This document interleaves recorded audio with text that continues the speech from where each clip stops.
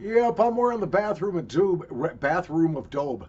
I'm wearing the I'm wearing the bathrobe of doom because it's not even 5 o'clock in the morning yet here in southeastern Minnesota.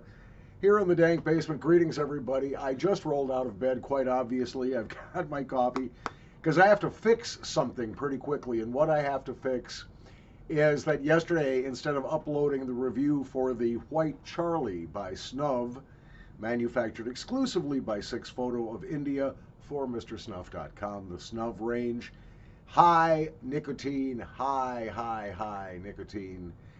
Now, this is a white snuff, an Indian white, which means it has been treated with a lot of alkalis to drive up the nicotine.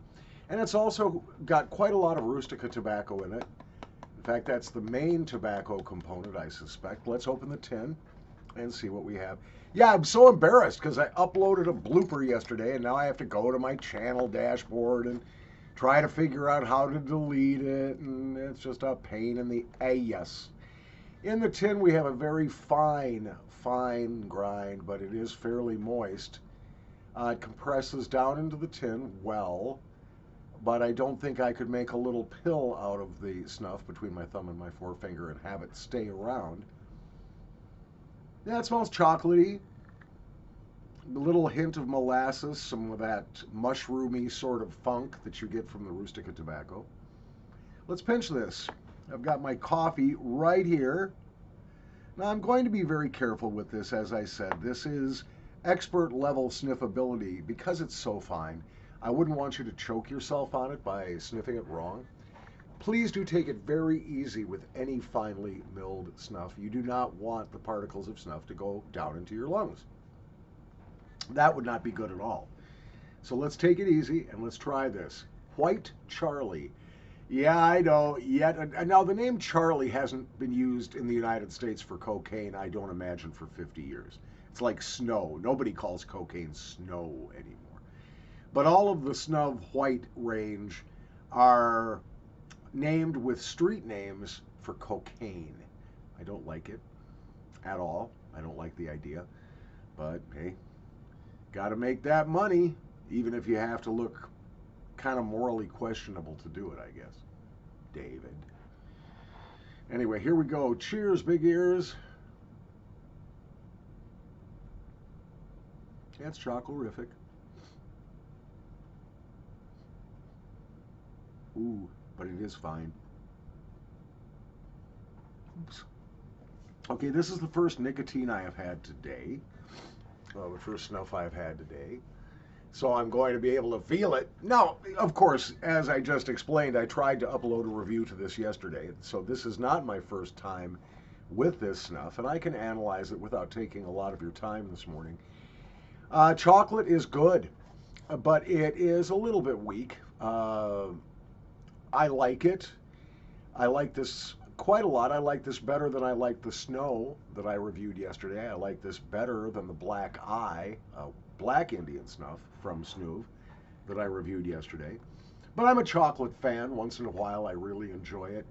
What I might do with something like this, and I know Mr. Grover will just be tearing his hair out if he hears me say this, but I might use this to amp up the nicotine, for instance, in Delakia Swiss chocolate or Toke chocolate or some other chocolate scented snuff where the aroma is right, but the nicotine is just too damn low.